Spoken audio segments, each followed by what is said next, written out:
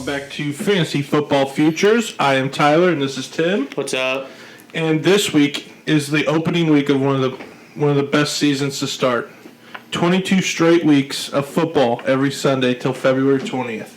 Start of NFL. Best time of year. Best time of year, for sure, okay? So what we're going to do to open today's episode, we're just going to get into some news around the league, and then we're going to jump right into our Thursday night preview with the Buccaneers and the Cowboys, and then kind of give you what our takes on who to start, who to sit, and move on with that, and then get you guys another episode later this week with the Sunday picks. But first, to start off, college football was this weekend, Tim. What did you think of the games? Actually, had a great time this weekend. Watched as many games I possibly can. Watched that Notre Dame game last night. It was a great game to watch. Thought Notre Dame had it in the bag, but Florida State, Milton came in and was able to tie that game late in. Rally off 10 points in 7 minutes. Unfortunate things that happened in overtime there, but it was a great game to watch. Yeah. So it was just a nice little preview, little warm up to what we're going to face this week with the NFL. Also went 2-0 in my picks, so can't beat that. Yeah, no, great weekend. So hopefully we can continue that trend into this weekend. But let's start off with some news around the league, starting with the fact that the Patriots might have had one of the biggest news breaks probably over the past week with the releasing of Cam Newton, which in turn puts Mac Jones as starting quarterback. Yeah, this time of year, everyone's a lot of releases going on. Can't keep up with all of them. But the top one was Cam Newton getting released and Mac Jones being named that starting quarterback. I did not actually expect that to happen because if Mac Jones doesn't play good, who's their backup? Because they let go of Brian Hoyer as well. So I think what they're doing is they're kind of saying, no matter what happens, Mac Jones, it's your turn. Mm-hmm. We're not going to have this guy sitting behind you, you go try to do you kind of thing. Because with Mac, with Mac, you have Cam sitting back there. It's just always like that afterthought, like, man, if I really start sucking, this guy's going to come in and could possibly take my spot. So I think it kind of gives a rookie a little bit less pressure because he knows it's pretty much him and no one else. Mm-hmm. And they're going to ride it out and just get him as much experience as they can. I think that's going to help him out, but also, like he said, if he does struggle, what's going to happen. But I would say the release of Cam Newton is what a lot of people did not see coming because it's not like he had a high contract or anything. So I was shocked to see that as well because, like you said, I figured they'd just name one the starter and the other be the backup, but just releasing him in general was just the biggest shocker to me this past week. Yeah, they came out and said the COVID incident had nothing to do with that. A lot of rumors are saying that Belichick does respect Cam Newton and he wants him or thinks he can start somewhere else. So letting him go, releasing him, gives him the opportunity to go play somewhere else and actually maybe get a starting role. Because pretty much tells me is if they didn't release Cam Newton, they weren't going to even play Cam Newton, weren't going to use him at goal line or anything like that. So if you want to talk about a fantasy aspect, this is big for Damian Harris. That's what I was thinking. It's a very big move now because that shows that Damian Harris is now going to be a big aspect of their rushing offense. Getting rid of Cam Newton takes away all those goal line touches that we were talking about. Because Cam, as a 6'4", 6'5", 6'6" quarterback who weighs 250 pounds, is tough to bring down in those situations. So it only bumps him up. Stevenson goes up, Ramondre, and then I even think the value of the wide receivers on New England. Myers for sure. I'm big on him. What a lot of people are talking about is Johnny Smith and Hunter Henry being there as well. Like, we don't know what that's going to look like, but I think Mac Jones being inserted there, they're going to try to insert that two tight end system like they had back when Gronk and Hernandez was there. So I'm interested to see what they're going to do with that and how that dynamic's going to build. But I think overall it improves everybody's outlook on fantasy for the Patriots, especially those running backs we've been talking about. But I also think the guy who slipped on as one of the better receivers with Jacoby Myers, and I know Nelson Aguilar's there, but I just think Jacoby Myers is more in that system, and they'll utilize him a little bit more. When Cam was the quarterback last year, Kobe was that number one wide receiver target, so I don't see that changing at all. I know you have Aguilar there, might take some, but if you have the tight ends, you pay those tight ends for a reason, so you're going to use them. But they're both like John New had 8 touchdowns last year receiving. So I think with Mac Jones, that brings that up with the threat of throwing to a tight end like Hunter Henry or John New in the end zone. So yeah, I just think their values are going to keep rising, especially for the Patriots. So that's what I think. That was the biggest splash that we saw this weekend, and I think it's good news for everybody who has a Patriot on their team, and it only makes them more of an asset than anything to have now, especially if you were drafting a Damian Harris late in the draft. So with that being said, we'll move to another starter that was announced this week with Tyrod Taylor. With Deshaun Watson not playing and all the allegations going on, we kind of saw this one coming. He's not going to play. I don't think he'll probably play all year. They said they're going to keep him on the active roster, just not play him. So I don't know. I'm interested to see how that's going to be. But with the Texans, it's just I think the Texans have, we've been Rams fans, so we've seen the terrible Rams teams. Yeah. This is going to be up there with them. This team is not going to be good whatsoever. No, and it's just like you're on a ship trying to bail out water with a little cup. So it's just like no matter what you do, the water's just going to keep overflowing. And I just don't see – they don't have any weapons. They don't really – Tyrod Taylor's a okay quarterback. But the only great thing about this is the fact that if they draft a quarterback – Tyrod Taylor's been the last 3 years the unfortunate guy who gets hurt, and then the next rookie comes up and he takes over the team and scores with it. Like with Baker, when he was in Cleveland, he was out. And then the Chargers. Same with Jay, the guy punctures his lung and then inserts Justin Herbert, who probably wasn't going to play a lot last year. So it could be good for the Texans here in the year two, getting a great quarterback. So they'll be getting that first, second pick in the draft. Easily. I don't see them winning many games here. I drafted Brandon Cooks late. I have him on my bench, but for the Texans, I'm not really touching those running backs. I'm not really touching anyone else. Someone has to get the ball, and I think Brandon Cooks will get it out of anyone other than that. We saw it last year. I'm not taking any of them. Yeah, we saw it last year when Will Fuller got suspended at the last 5 games. So I think you'll see Cooks get a lot of work, but like you said, it's the Texans. Mm-hmm. I'm not going to take any risk doing that. But they do play the Jaguars twice a year, so I don't know. That's kind of something that you can look out for as well. But yeah, so that was an important thing that we saw, but I wouldn't look too much into it as it is the Texans. And then Jimmy G was announced that he will be the starter, but Shanahan made it very clear that they're going to use Trey Lance. And this is nothing new, but it's just new that it's finally official that Jimmy G is going to be the guy. And then Trey Lance will be utilized, but I only think that announcement came because Trey Lance chipped his finger last week. Yeah, I can see the 49ers are playing the Lions. I can see Jimmy G just kind of taking all those snaps. I think they might be doing split time until Trey Lance can show that he can go in and out and just have great starts or great games, and that's when I think we'll take over. I think it will be a slow transition. It's not going to be like Jimmy G starts this game, plays the whole game, then Trey Lance starts the next game. They'll slowly transition Trey Lance to be that starter. I think that's what they're trying to do. Well, that's what I think they're going to try to do, and maybe use Jimmy G as trade, because someone's going to go down this year. It's just going to be inevitable, and then some quarterback's not going to play to what they want, and Jimmy G's very available probably in trade. So, who'd you rather have, Jimmy G or Cam Newton? Me? Mm-hmm. I would rather have Jimmy G.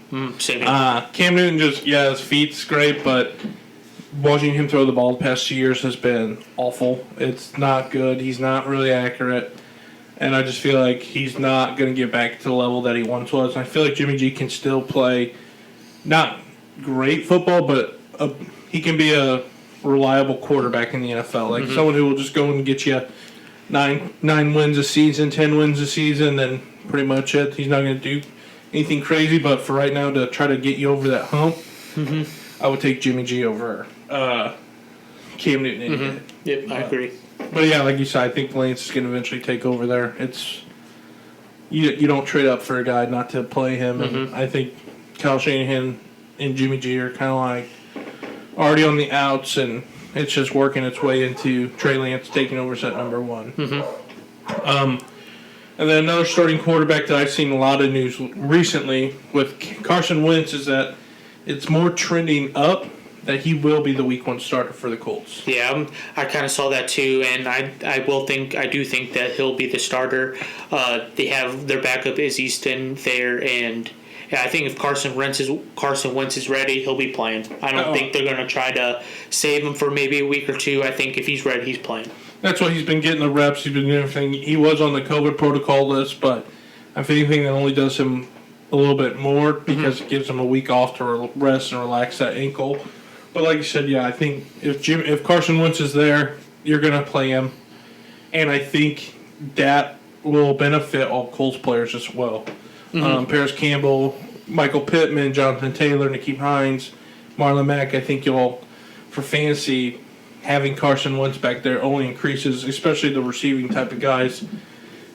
Easton Stick, you might see more of a rise with the running back usage that first week, but they're playing the Seahawks, so they're going to have to score. So I think no matter what, whoever they play, they're going to have to throw the ball a lot, and I think just having Carson back there will only help the fantasy value for everybody on the Colts team. Yeah, it's definitely when trying to look at if you're betting, doing fantasy, Carson Wentz just makes the whole team better. Well, it depends on how you feel about him. There might be some people that are down on Wentz. I think I would take Wentz over Easton in a heartbeat.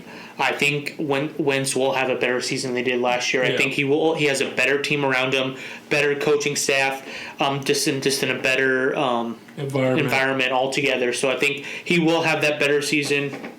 And like you said, the running game you might see a little bit more, but those wide receivers are better when Wentz is on the field. Well, that's what I feel like. Knowing he's the guy in Indy is going to be the biggest difference. Where Philly, it was just kind of like they drafted Jalen Hurts. It was a weird situation. The team wasn't the same. You knew it was like a downhill. They were just going downhill after they won the Super Bowl. So, to me, I feel like this is a new start for him and everything, and I feel like he's finally going to be hopefully healthy, and he can, because people forget he was MVP front runner before he got hurt in that Super Bowl run. So, I would like to see Carson Wentz get back to that, and I think he's fully capable of doing it, especially getting back to the coach he's familiar with. And he has something he hasn't had in Philly, which is one of the best offensive lines in football. So I'm curious to see how that's going to work, but I think keep an eye on that to make sure he is released as the number 1 starter will be the most important news going into Sunday for sure. So the next one that just came out today was that Saquon Barkley is set to start week 1. And then Evan Ingram, which is really not a huge factor, is kind of out. Is going to be more than likely not expected to play this week. Yep. So if anyone now you see that Barkley will be starting, so hopefully hopefully he's back to where he was and he can start that, especially with week 1. They are playing, I believe, the Broncos, which will be a tough defense to face. But with Barkley out there, I'm not trying to look for matchups. I'm starting him every week. He's the reason why you took him in the first round. Yeah. You're not trying to play that matchup. Put him out there, see what happens. And if he does what he's supposed to do, he's going to be one of the best running backs in the league. Yeah, like you said, you got to start him. He's the best player on that team, especially if Evan Ingram's out. Yeah, he doesn't do anything, but that is another share of targets that can go to Barkley out of the backfield. So I really like Barkley. If he does play, I think it'll be really good to see what he looks like, and I think he'll come out playing just fine. I think they'll probably utilize him more than what everybody might think they were going to, especially because for a while there he wasn't even expected to play week 1. So that just shows you I think he's ready to go, and I'm curious to see how he's going to perform, especially for all those people who are getting Barkley late in the first. Like, if he's dropping to you 8, 9, 10, 11, 12. And I think the reason why he dropped because people thought he wasn't going to start week 1. In his injury. So I'm curious to see how that's going to play out, but I'm super excited to see how he does, and then just see what the Giants do with him after this injury. And then with Evan Ingram out, look for Galladay. I believe Galladay was back in the practice field. Galladay and Sterling Shepard to be getting a lot of those target shares. I'll say, really, if there's Sterling Shepard and you're unsure of who maybe you got some guy on the bench that you're not really sure about, but Sterling Shepard is available in leagues, I would definitely go and get him. Mm-hmm. In that last preseason game when the starters played, Shepard had like 10 targets in the first 2 quarters, which is, I know Galladay wasn't out there in Barkley, but I still think he'll continue to see that because with Galladay being hurt, the connection with Daniel Jones won't be as strong. Mm-hmm. So that's with the Giants, and then let's see. The Vikings, with Conklin getting hurt, they now traded for Chris Herndon from the Jets, so maybe we'll see that 2 tight end situation back in Minnesota. I think it's not going to be the same what they want to do with Irv Smith, but I think trading for Chris Herndon, they're wanting to stay with that and at least get a tight end they can depend on. And Chris Herndon's just going off his rookie season where he had over 500 yards for a tight end rookie, which is pretty good in the NFL. But after that, the last 2 seasons have been very disappointing with the Jets. But at the same time, he's been not in a very good offense. So I think Kirk Cousins and Zimmer coaching and him being in a different environment could be useful for Herndon. You might see a little. I think you'll see an upgrade, especially if they were going to utilize Irv Smith a lot this year. Why would they not? Like, you could easily feel comfortable inserting Herndon in there. Because Herndon's a very role. athletic tight end, so he can fill that role. Yeah, and I said Conklin got hurt. It was Irv Smith Jr. who got hurt. So that was a big trade that happened. I think that'll only benefit all the guys we've talked about as well with Cook. Thielen and Jefferson as well. So then the last thing we got was Michael Thomas was officially placed on the PUP list. Yeah, not very surprised here. We've been hearing the whole time he'll be out till October. So him putting on that, he'll be out at least 5 games. And at least meaning he won't be back in 5 games. He will be out at least 5 games. Then they'll reevaluate to see how much longer if he'll. And that's where it's a risk to take him late. And then it's like a reward. It's like, okay, I took this guy. I'm going to wait to see, because he is the number 1 guy. But now it's like, all right, well, you really hope after that 5th week he's coming back. Not, all right, well, we got 5 more weeks, and then we're going to evaluate, get him for the playoffs. Mm-hmm. So, yeah, that was the biggest news. I think he might stay on the PUP list, and then they might trade him, and then you might see that he's fully healed or something. So I'm going to keep an eye on that, see what the talks are with Michael Thomas and everything, but. We just know he's going to be out till October then, and which only helps Marquise Callaway and Tre'Quan Smith and Kamara, and so keep an eye out on Jameis. I don't know. I'm interested to see how that Saints offense is going to look without Thomas Breeze this year. Yeah, and they're not going to be having a home stadium for I haven't seen how many weeks, but I know week 1 they won't be playing at home, so that could be have an effect on that as well. 100%. Not being able to play not to sleep at their own house. And it's like when Katrina came through, and that's why Drew Brees was like the Lord and Savior of New Orleans, because after Katrina and everything, he came in and it was just like the Superdome was just different. So, I'm curious. Yeah, like I said, I forgot they will not be playing in New Orleans this week. So, hopefully, see what comes out of there and everything. But that is all the news that I have. Do you have any other news? No, that's all I have as well. Okay, so with that. We'll go ahead and get started with our Thursday night preview, which is the first game NFL season. We got America's team, who, take it as you want, the Cowboys, versus defending champs in the Buccaneers.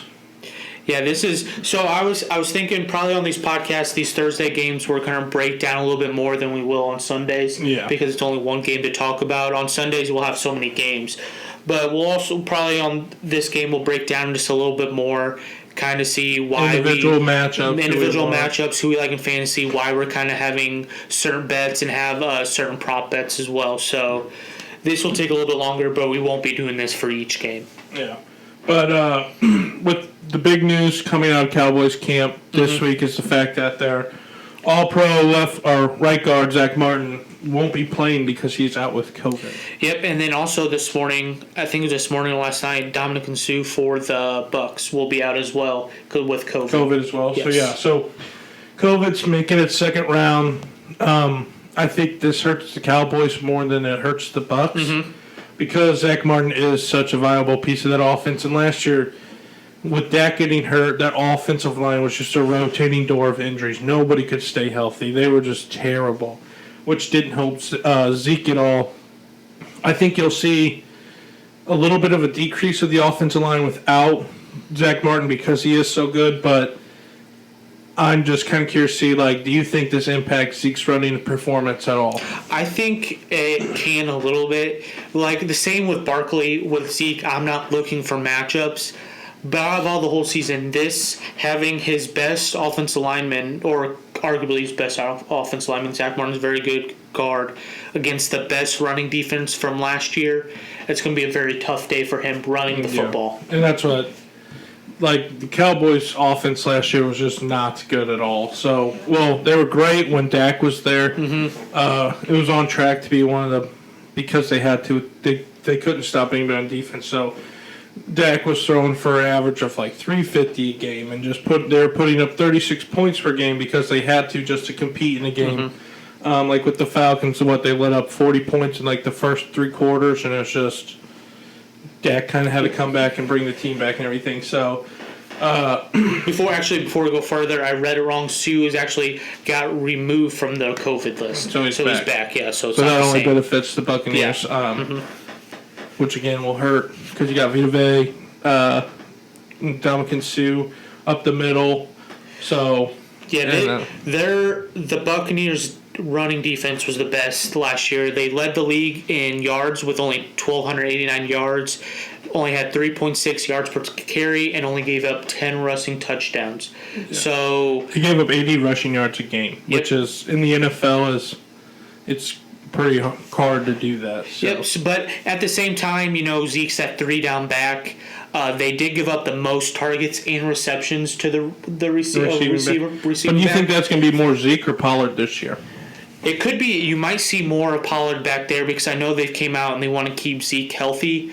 I just can't see you're having Pollard be on that 3rd down all the time. Yeah. I want to give Zeke the ball as much as possible. Get out of Dak's hands. Get him comfortable back there. Let him see some catches that can actually go for yards. So I do like Zeke at a fantasy aspect, as you might see him get 5-6 catches. Yeah. But from the rushing standpoint, it's going to be a tough night for him.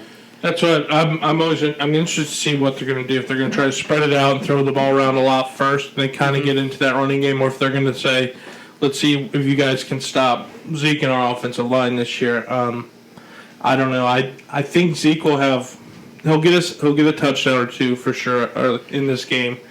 The only thing that worries me is, like you said, Tampa Bay's defense was so good at the end of the year last year, and at stopping the run. If you're allowing only 80 yards a game, and now you're going against an offensive line that's going to have their huge key out. Mm-hmm.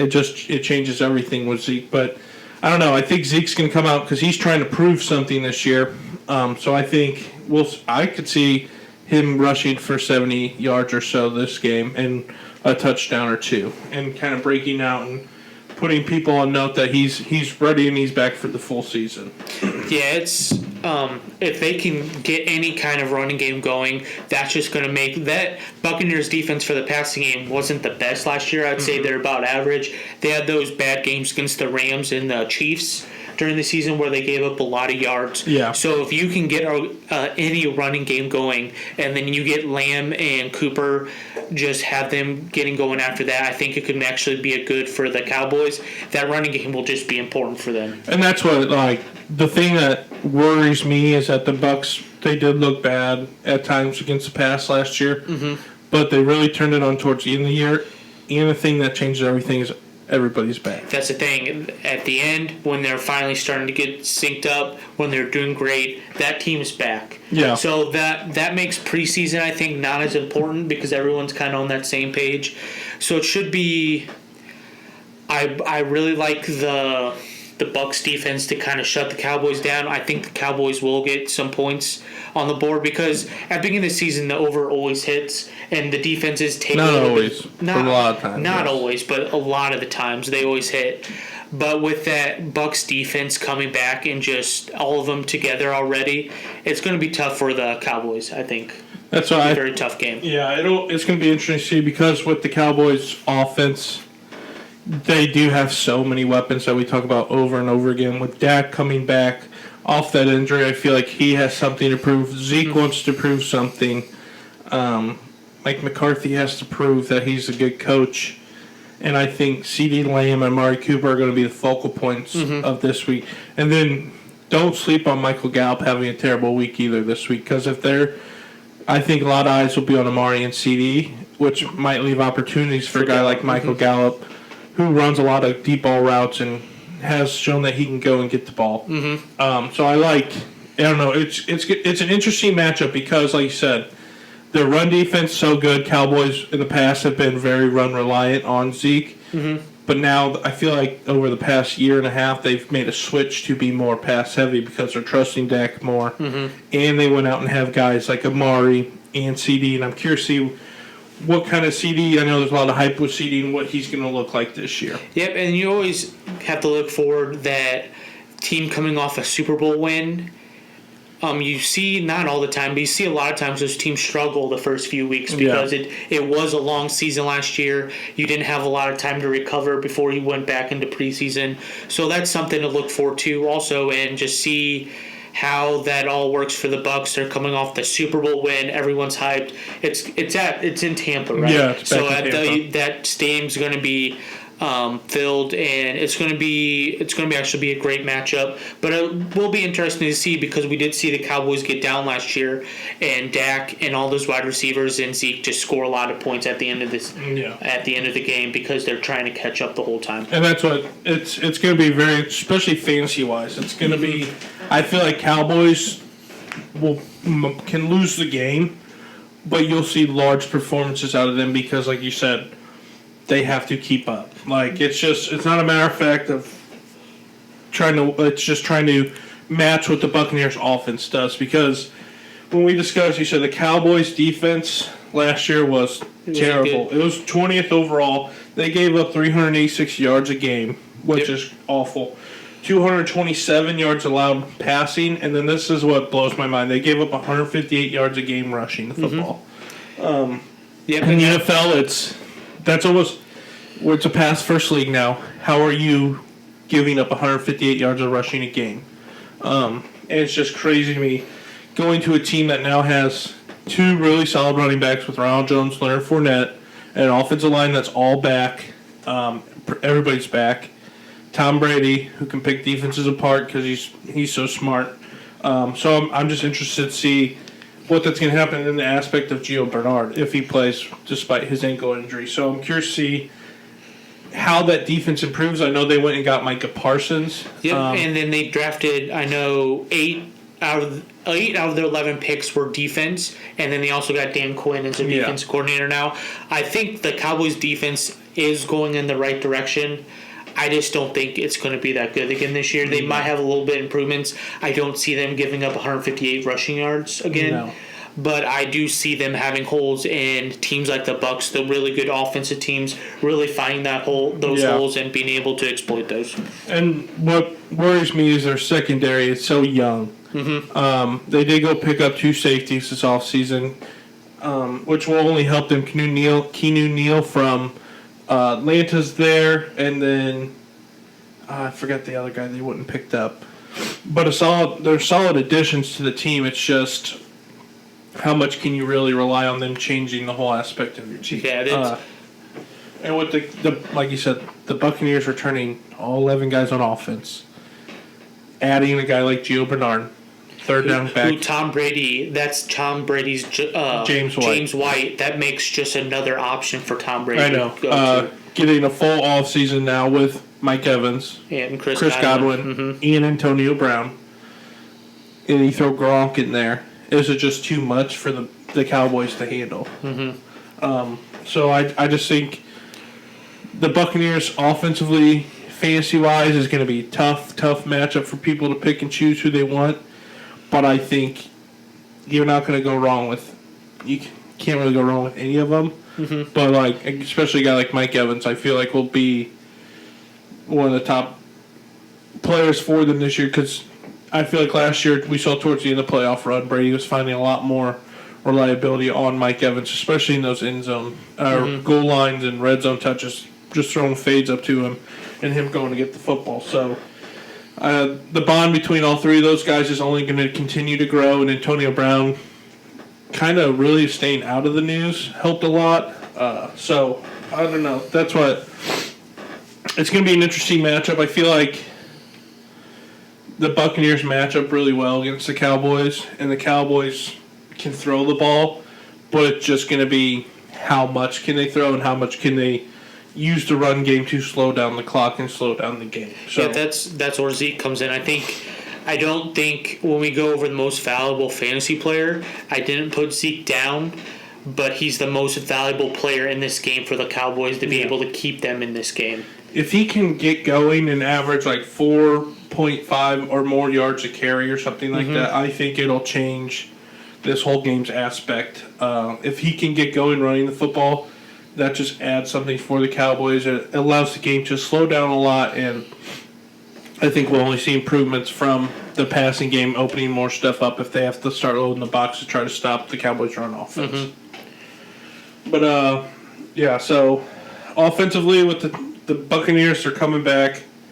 It's going to be tough. Defense are all coming back. All 22 starters have returned. Hey, I expect them to win that division. I do not see them maybe at the beginning having a little bit of a lull, but I see them winning, 11, 12 games and then winning that division easily. So I think this might be game one for them getting that first win and just kind of going in the right direction. But I think the Cowboys offensively has the manpower to maybe change that, but it's all about that defense. It's going to be, can the defense get a stop here or there? It is early season. People might not be on sync and like their smart routes that they do.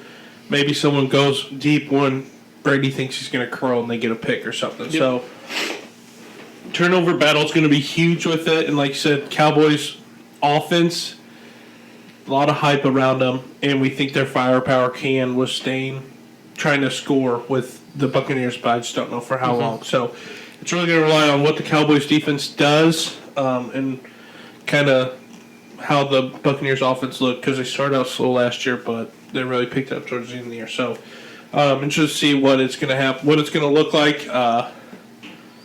And I think with fantasy, it's going to be kind of a big week for both teams. I know you have Dak in one league. Are you starting Dak no matter what, or are you seeing if there may be a little bit of a better... I'm going to start Dak no matter what, because I think no matter what, they're going to throw the ball a lot. That's what their memo is. Yeah, I agree. That Bucs passing defense wasn't that great. I think you can definitely... That's what they have to attack, if they do exactly what we think will happen, at the end of the game, Dak could get a lot of yards and a lot of points at the end trying to catch up. If they're just as weak as they were last year, that's the only point they can attack, especially if the run game's not working. I see Dak throwing a lot. I think CeeDee Lamb gets a lot of work. Amari gets a lot of work again, as well as I think Michael Gallup might be the unsung hero for this game for the Cowboys. But let's move to the fantasy part. We'll do a little stardom or sit-em with the Dallas wide receivers. If you have Amari Cooper this week, looking at the matchup, are you going to start him or are you sitting him? I'm starting Cooper. Okay. I think just like how we've always been talking about that defense, the run defense is great. They do give up a little bit on the pass, and if we expect this to go like we said, Dak's going to be throwing the ball a lot. Going to be thrown to Cooper, going to be thrown to Lamb, and I'm also starting CD as well. That's what I'm starting Amari as well. I think a lot of people have hopped on that CD Lamb hype train, and I think CD Lamb's very good, but a lot of people have forgotten about Amari Cooper. Yep. And I think he'll be able to attack the outside if they're still playing and keeping him just outside this year. I think you'll see him utilized. I'm going to start him because I think he'll still get a lot of targets because I think the game's going to be a shootout. I think the Cowboys are going to have to keep up with what the Buccaneers are doing on offense, and they're going to have to spread the ball around a lot. So I think Amari is going to have a solid game.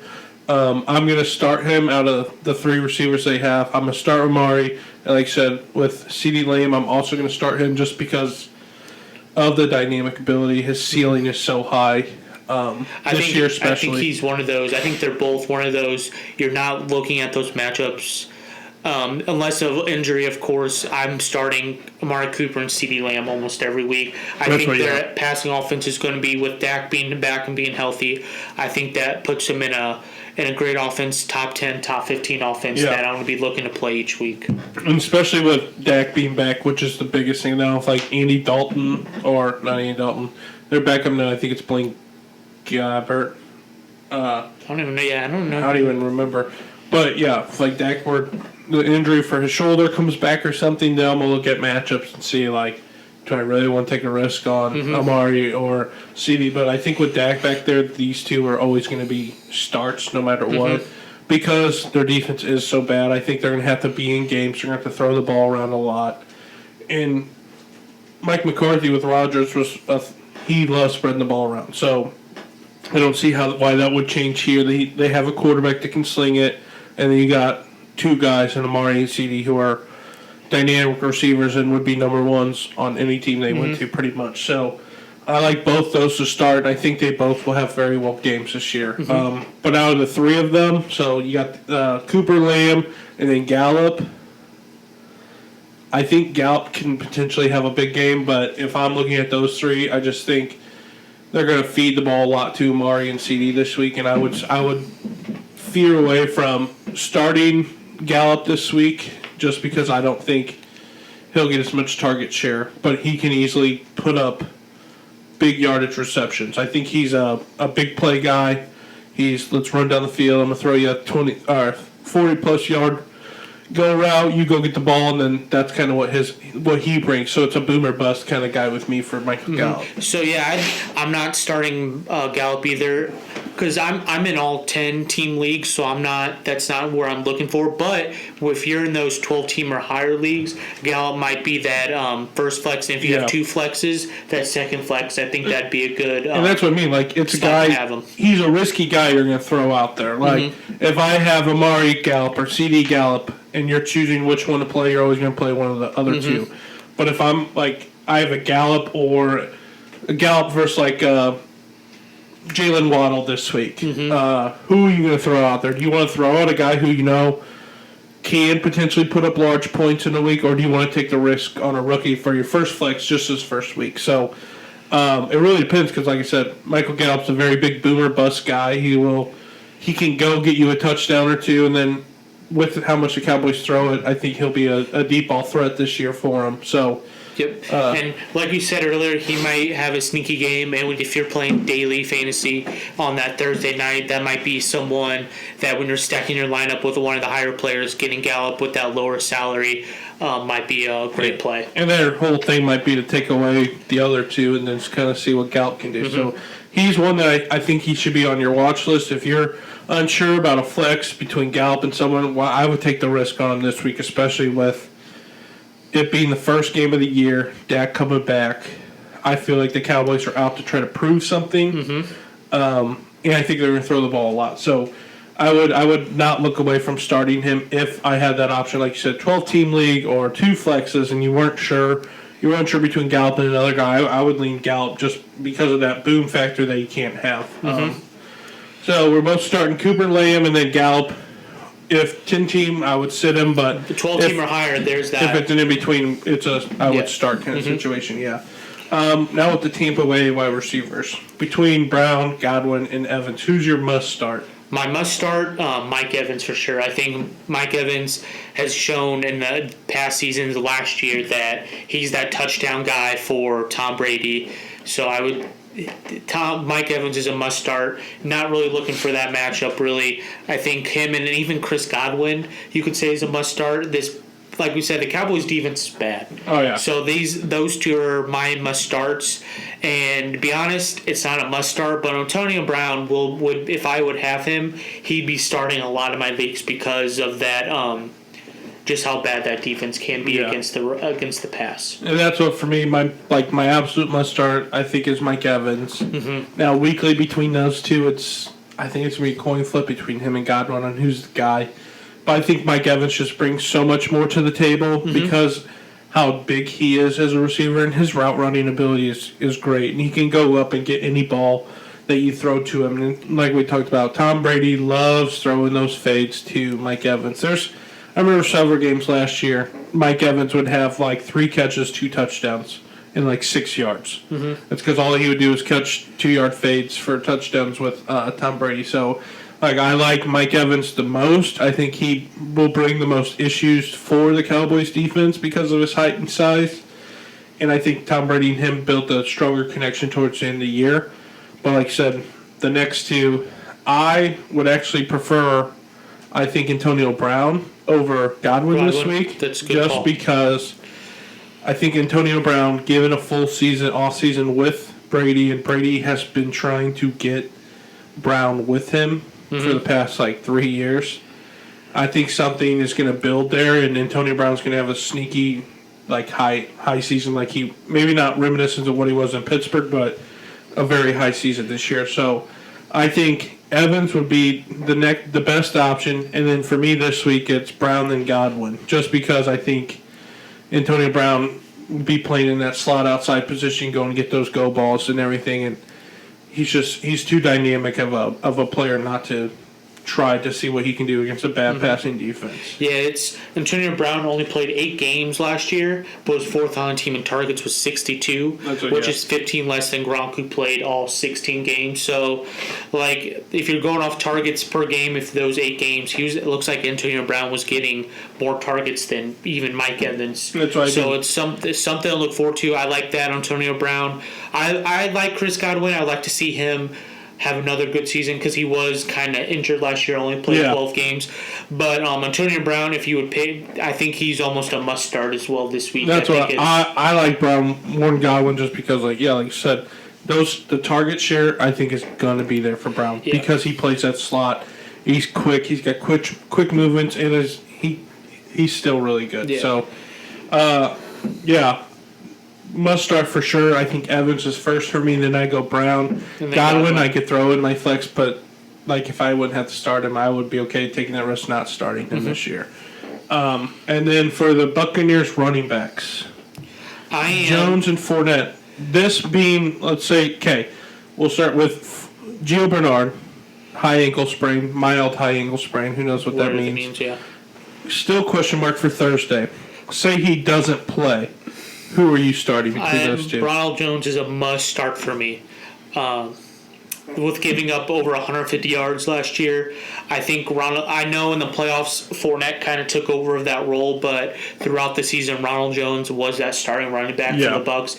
And with Gio out, I would think Ronald Jones would get a lot more work, and I can see Ronald Jones having a pretty good game. So Ronald Jones is a must start for me. And that's where I would agree with that. I think Leonard Fournette is more of a kind of in red zone kind of threat for them. But like you said, I think Ronald Jones is just a more explosive runner. Mm-hmm. He has, when you watch a guy run the football, and you look at him, you see in the game, okay, this guy, if he gets loose 5 yards, he might break it. Mm-hmm. He has that ability over Leonard Fournette. I think Leonard Fournette is strictly, he's going to go down, he's going to get you like 4 or 5 yards and then maybe break one for 20, 30. Mm-hmm. Where Jones can easily break one for, like he did last year, a couple times, 80 yards. To me, I think Ronald Jones is a more explosive player. I think he's the more athletic one. I think he has a more ability to catch the ball out of the backfield, which brings more value to PPR leagues. Especially in the flex position, like if you have 2 solid RB1s and you're looking at a flex and you're not sure between like Ronald Jones or someone else, I'd throw Ronald Jones in there, especially knowing that they're playing the Cowboys. And they added Mike Parsons, but outside of secondary, they didn't really add anybody else. So I'm looking to start Ronald Jones, and I would fade Leonard Fournette this week. I don't know. Leonard Fournette to me is just, I can't really trust him each week because like you said, I feel like Ronald Jones is their player. And that's what's always been tough, even with last year. Me and you talked about it.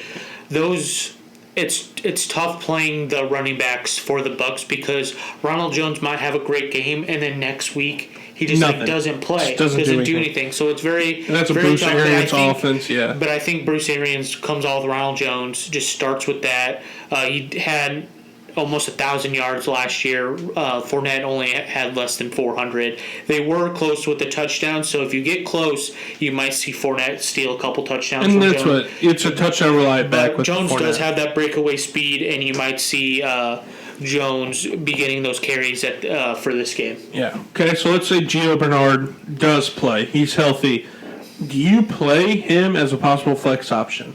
I wouldn't. Even though he is healthy, it's still a high ankle sprain. You might see him get some snaps, but I don't think he'll be getting the snaps that they want to throughout the season. Going forward, we have to look at the matchup and how they like using Gio when he's fully healthy. Yeah. But I think this one, coming off, it's still a high ankle sprain. They say it's mild. I don't really know what that means because high ankle sprains can be pretty serious for running backs because you're doing everything off that ankle. So I would just stay away from Gio if he does start. And I agree. Like you said, if it was a regular week and everything, I think I put Gio as my second back over Leonard Fournette because, like you said, James White with Tom Brady was a solid flex option because he was getting 8-9 targets a game. And I think that's something that Gio's going to provide for them. And so, like you said, this week, even if he's healthy, I kind of would fade him just because the high ankle sprain, they might not even really need him. They might not get into a lot of third and long situations. So, must start for both of us is Ronald Jones for sure. Fournette's more of a fade guy, leave him. And then just this week for Gio, just see how this ankle sprain, we also would fade him as well. And then for the tight ends in this game, Gronk versus Schultz. Are you playing both of them? Or are you not playing both of them? I'm not in love with these tight ends. If you got stuck with one of these tight ends, I'm hoping you're in a 12 team or higher up because there were better tight ends to take than these two, like at least 10 more. But if I would, like you're in that 12 team or higher, I think Gronk might be a good start. Because of Tom Brady. This is Tom Brady. They have that matchup. Cowboys, like you said, that defense. I just think if you're needing to start a tight end and you're not sure who to pick, I think you have to go with Gronk on this one. And that's what I was kind of 50-50. Schultz came off the injury last year. I think Gronk is the start for you this week at tight end. And it comes back to, again, the Cowboys defense is so bad. Brady Gronk's connection is just so much better than between Schultz and I think Dak. So really, I like Gronk to come in, and he'll probably score you a touchdown this week. So starting him at tight end, and that's really all you want out of a tight end is just to get you one touchdown. Yeah, if you're outside that four tight ends that you're not getting a lot of catching in yards, so you're trying to find those tight ends that are going to get those touchdowns. This is a great week for Gronk to get that one or even two touchdowns to sneak in a second touchdown and there. That's why, I think Gronk, you play him because of this touchdown reel. So Gronk higher than Schultz, but I mean, you could play Schultz if you have him and he's like one of your options. You could play him hoping the fact that they're going to have to throw the ball around a lot, and he can get open in the seam or on a play where they do something with Amari, get pick, and he's open, touchdown as well. So Gronk's one for me. Schultz is like a very low option. You just hope if you play him, they're going to throw the ball a lot. Yep. So that's pretty much our weekly breakdown of who to start, who to sit between fantasy options. I mean, if we look at Dak versus Tom, I think you personally want Dak first this week, just because I think the Buccaneers will be able to get stops on defense and their run game will be utilized more with how bad the Cowboys defense is. And that's why I think with Dak, we're going to see a little bit of last year where they get down and they just have to throw the ball so much. A lot of yards. So, yeah, I agree with that. Tom's a safe one, like a safe play. You're not going to get the high points, but you're also not going to get a terrible game out of them. No, he'll throw like 2-3 touchdowns. But Dak, if they're down late in the game and everything like that, Dak's the one who's going to push the ball down the field, be throwing a lot in that second half. So I agree with that. Definitely Dak. So that's an easy one. Kind of compare those two. Usually we'll give each week, try to do what we're going to do next is our most valuable fantasy player for the game, and we'll do For Thursday night, we'll do one, and then we'll give our best overall performer, so like most valuable fantasy player that we think will have the best week every Sunday as well to end it. This is our must start. You need to play him because we think he'll be the top dog for this week, scoring the points wise. Scoring the points wise. Scoring wise. Yeah, I don't know what happened there. Just geez Louise. So it comes down to really who do you think's going to put up the most points? Not is their team going to win, anything like that.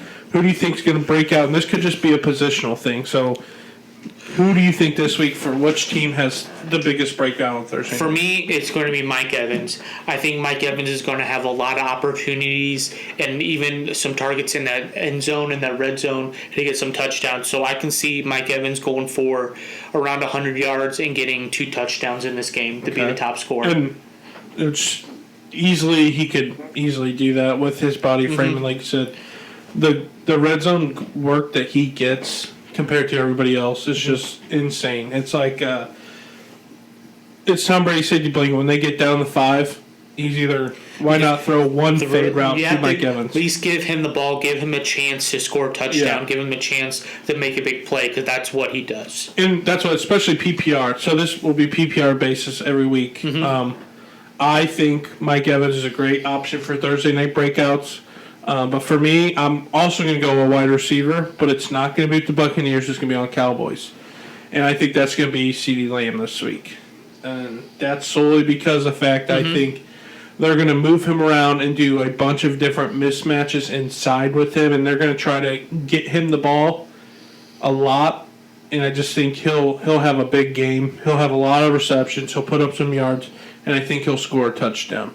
Now, and I think that's solely because Amari Cooper will have a lot of attention on him because I think they start early with Amari CD combo and then maybe start fading a little bit less of Amari and start getting like CD on these drag routes, quick slants, anything to get him the ball. He's in that flex position, so he's going to be getting those short passes and even doing those routes to get him open in the deep end. He's going to be up there with all the wide receivers, being able to have that breakout game. And that's what it's really.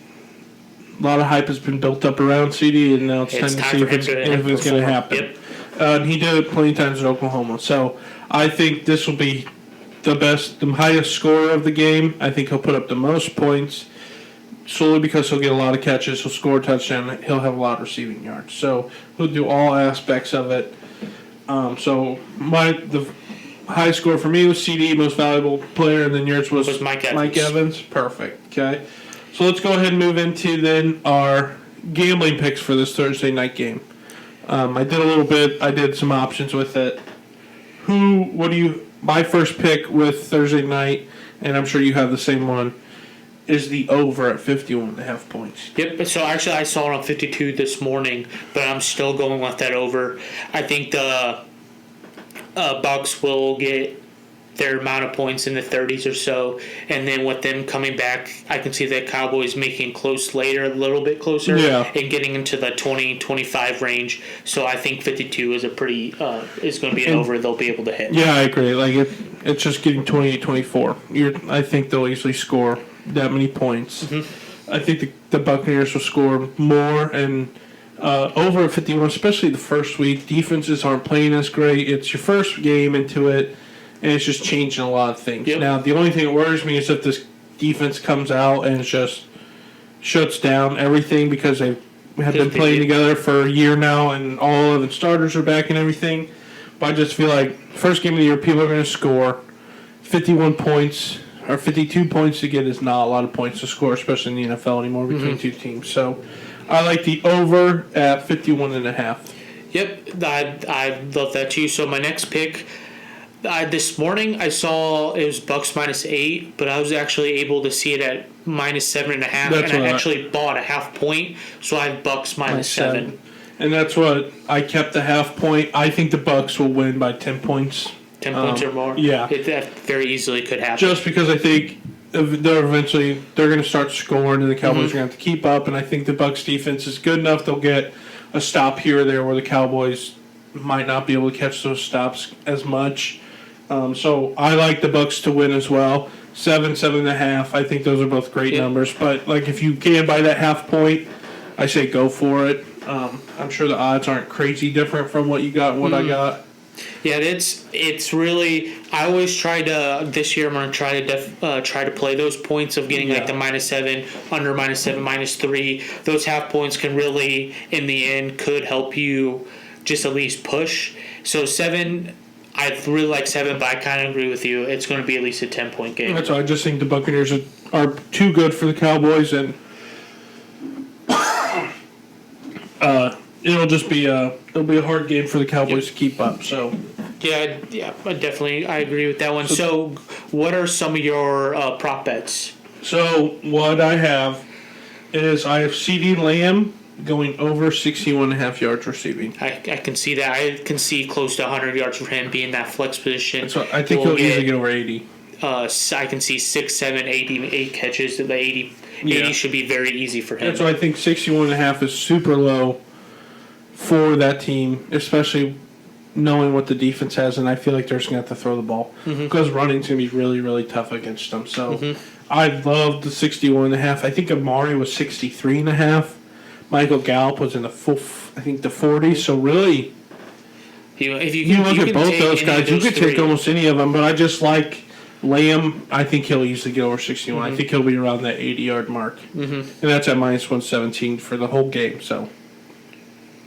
What is another thing you said? One, we've talked a lot about how the Cowboys might have to come back in this game, how that defense isn't good, and how last year Dak was having to throw the ball. So I'm actually going with Dak Prescott over 289.5 passing yards. I saw that. I almost took that as well. So yeah, I think he gets in the 300s. He just kind of comes back what he did last year. Has to throw the ball. And if Zeke can't get that running game, you might see him trying to throw the ball to Zeke more. And all that add up, you get CeeDee Lamb with getting to 80. I think we both agree with that. I think that it hits 300 over that, or at least over that. I think he gets to 300. Yeah. I think that's what he'll end up throwing, just because that's what they'll need to do to keep up with the offensive firepower that the Buccaneers have. So my last one then for this week. Thursday night is Tampa Bay over 15.5 points in the first half. I think they'll easily score 2 touchdowns. They might even score 3, and I think they can add a field goal, no problem. I don't see them not scoring on a lot of drives, and I think the clock might move slowly with the amount of incompletions that there might be in the game, especially the first half. So I like Tampa Bay to have over 15.5 points in the first half. Yeah, I can see that for sure, because actually one of my prop bets is I have Dak over a half interception. So I think Dak will throw an interception early because he's trying to get back, maybe do a little bit more than he should. A little bit too much. So I can see that early. It's at -125. So if he can get a turnover, if the Bucs can get a turnover in their territory, I think that 15.5 will be easy to hit. Yeah, and that's what I think. An interception is very, especially to sling the ball around a lot. So. Yep, and I had one more. So we're talking about the running backs with Jones, and if Gio's out, I have Ronald Jones over 46.5 rushing yards. Okay. So with the Cowboys giving up over 150 last year, I don't see them doing that, but I also don't see that number going way down. No. So, and with Fournette not getting a lot of rushing yards in a game, you're going to have to get those rushing yards somewhere, and I think that Ronald Jones over 46.5 is a pretty easy bet. And one prop I was looking at, but it's really going to depend on if Gio plays or not. I'm pretty sure I saw Ronald Jones -5 or over under 5.5 yards receiving. And that's something just to keep an eye on. If Gio's out, that's something I would have no problem trying to throw some money on, just see, because that's a screen pass. That's a quick swing route, 6 yards. That's all he has to get. So I think that's very capable of him getting. And I don't know. I'm interested to see if Gio plays. That's something I'll look more into and see if that number goes up. But right now it was at -5.5. So. Yeah, I would just wait to get that news from Gio. I'm going to guess he's going to be out. Don't need to really push that, especially with the ankle. But just wait and see what the news is, and then start looking at those prop bets and see how much they move and if you still like that. Yeah, so that is all my picks for Thursday night game. Do you have any other ones? That's it. Okay, so we'll just go over them again. I have over at 51.5 points for the whole game. I have Tampa Bay scoring over 15.5 points in the first half. Lamb having over 61.5 yards receiving. And then Tampa Bay winning by -7.5. Yep, so I have Tampa -7 because I bought that half point. I had the over 52. I have Dak throwing over 289.5 yards. I have Dak throwing an interception at -125, and Ronald Jones over 46.5 yards at -120. So we'll be sure we're going to tweet those out as well, and we're going to kind of keep an action card, a card thing on it. Tim's going to put it up on Twitter and Instagram. You're going to see on Instagram, Twitter. You'll see what we pick each week from Thursday, college football as well as NFL. Yep. So be on the lookout for those, and then utilize them. We'll see how we'll keep track of how we're doing each week. Looking back at college football, then we'll move to that. You went 2-0. I did look back. I went 1-2. I did take North Carolina against Virginia Tech. And honestly, that was one of the most surprising games. I know Washington losing Montana, that's another upset, but seeing when you have someone that's in the run for the Heisman and he only puts up 10 points, it's a very not great look. Not something you want to see. And that's what I thought. They come out firing, but it's college football. That's what happened. It's hard to pick. Clemson offense couldn't do anything. That was Georgia's defense looks awesome. Just looks amazing. Really good. And then my best pick of the week was Iowa. They were plus 3.5, and they smoked them. Yep. Smoked Indiana. What I did, I went Ohio State -13.5. I thought I had them at 14.5. Forgot what I picked. Saw they won by 14. Came back and looked. Saw I got 13.5. Love when that happens when you're gambling. Also went Texas -8. That was a great pick. Texas and Louisiana Lafayette were a little close. Then Texas really took the lead and kind of just made that their game. Yeah, I just feel like Texas is. They're just too good compared to that defense and Louisiana Lafayette just couldn't get anything going on offense. It's just a huge difference between Big 12 football, Power 5 football than a non-Power 5. But I guess really I went 1-3 and you went 2-1 because we both had Notre Dame. Yeah, we both went Notre Dame. We did not post that. That really screwed us. Very great game, but very unhappy about that. Yeah, so I only have 2 picks for this week, and I was not in love with the board that we saw this weekend. I went with 3. So. My first one, I'm going to ride the boys from Iowa again. Playing in Ames, Iowa State. Iowa's plus 3.5 against Iowa State. And I think this game, it's always a close game. And I think if they lose, it'll be by a field goal or less, in my opinion. So I love getting them at plus 3.5. And I think this game's going to be super close, super competitive. And I even can see Iowa coming out because they look great. So I don't know. I'm interested to see what's going to look like. But I think Iowa they're going to win this game, and if they do lose, it's going to be by a very small margin. On DraftKings, Iowa's actually 4.5. It was at 4.5? So that's actually, I picked them. I have them as well at plus 4.5. Iowa looked great against Indiana. And Iowa State, that first week when you're not playing anyone, you can come out and have a flat game. That's what they did. They only beat Northern Iowa by 6 points it wasn't at great. home, so it's not great. I think what kind of concerns me is Iowa wouldn't be favored, but it is at Iowa State. But I'm riding with Iowa on this one. I think they're not getting the credit they deserve yet. They beat an Indiana team that maybe some people thought was overhyped, but they look really good, and I like Iowa plus 4.5 as well. So, if you can get them at 4.5, I'd take them there too. Mm-hmm. I got my Barstool plus 3.5, so either way, I like both of those. My next game that I have Tennessee at plus 3.5 versus Pitt. Tennessee's at home versus Pitt. I don't know. SEC football to me is just so much better. And I think they're kind of like the laughing stock of the SEC. They get all these recruits and then they're just terrible. Mm-hmm. But I think they looked good in their past game. Who they play on Saturday? I had the name, but I forgot. Bowling Green.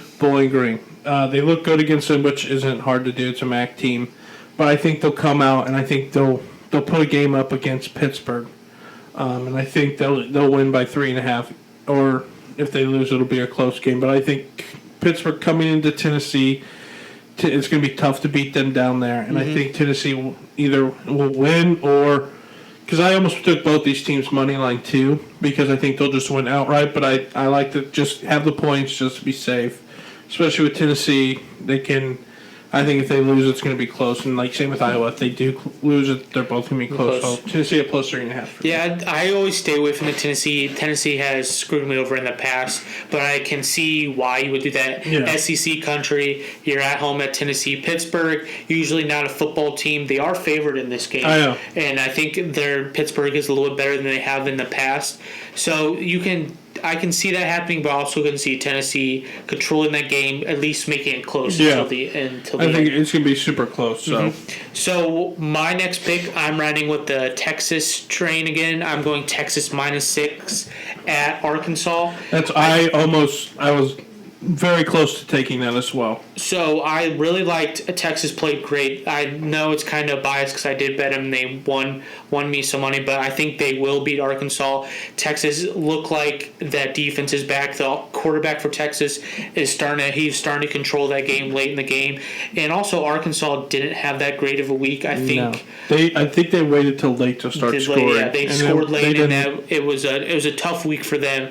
So I can see if I can get Texas -6, -6.5, keep it under that 7, I really want Texas this week. And that's what, I almost took down as well. I like Texas. Arkansas is just, they're not a good football team. So, and also my last pick, I have North Carolina State -2.5 against Mississippi State.